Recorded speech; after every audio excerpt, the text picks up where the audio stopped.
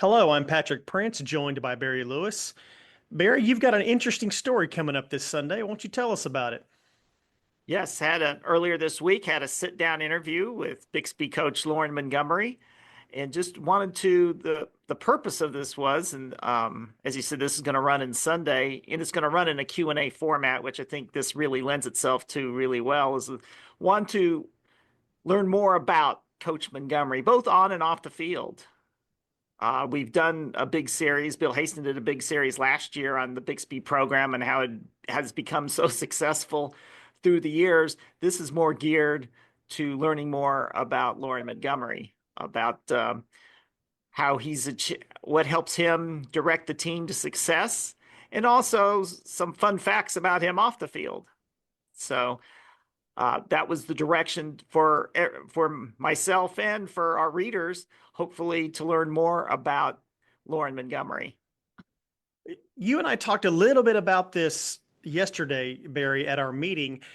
I feel like we don't realize, I mean, you realize, of course, but general high school football fan, he's been around a bit.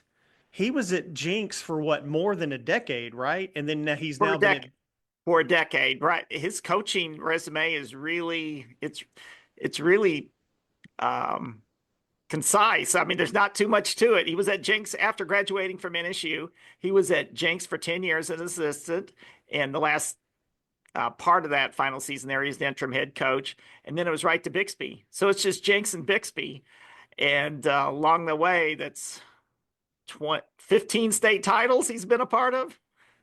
I That's guess pretty why good. I guess why I was asking, does he, how long did he give you any indication how long he wants to continue coaching? And does he have any aspirations beyond Bixby?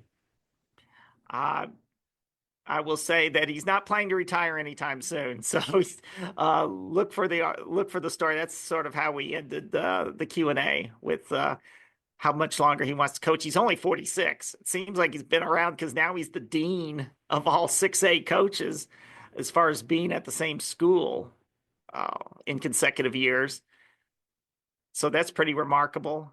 And I think if he still remains passionate for coaching, which it seems like he is right now, then he could go a long way and shatter all the coaching records. He's 3 wins away from Alan Trimble's 13 as a head coach.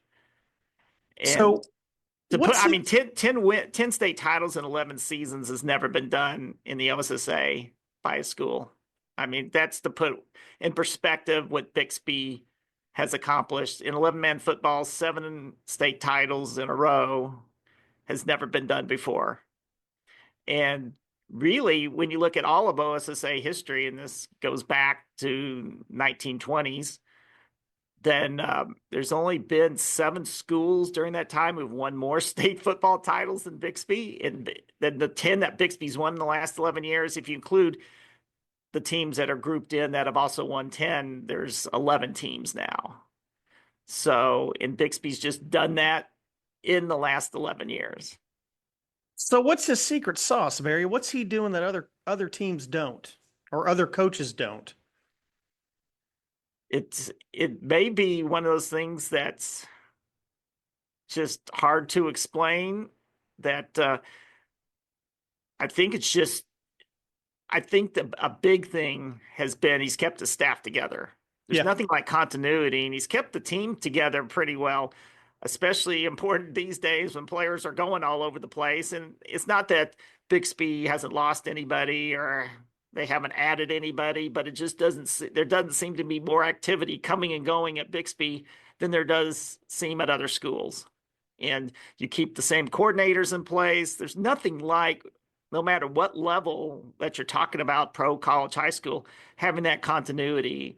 And Coach Montgomery obviously is in his staff. They're just driven to succeed. And, but also part of this piece is it also seems like football coaching that's a lot of long hours, obviously, to be success. But it seems like he does try to find a balance in his life. It's not all about football. And as I think most successful head coaches who have longevity do. Okay, we don't want to give too much away about what your story is going to contain, but you said the Q&A for Sunday is going to be a little more about him. So why don't you offer just a couple little things that we might find interesting about him?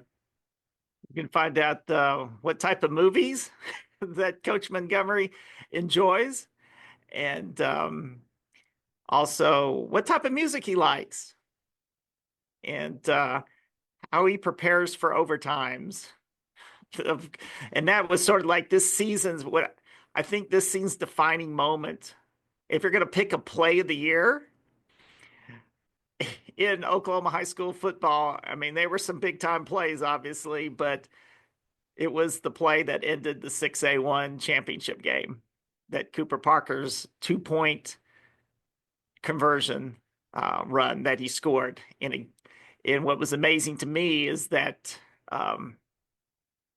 in the thinking behind going for two there, which we explored in our game coverage that night, and the fact that they decided like 12 hours earlier, if they were in that situation, they were going for two. It wasn't like getting caught up in the heat of the moment. And that's, I think, also what Coach Montgomery and probably most successful coaches, they already have that planned out in their mind ahead of time. They're just not getting caught up in the emotion of the moment to make that type of decision. Yeah. All right, Barry, we'll look forward to the story on Sunday.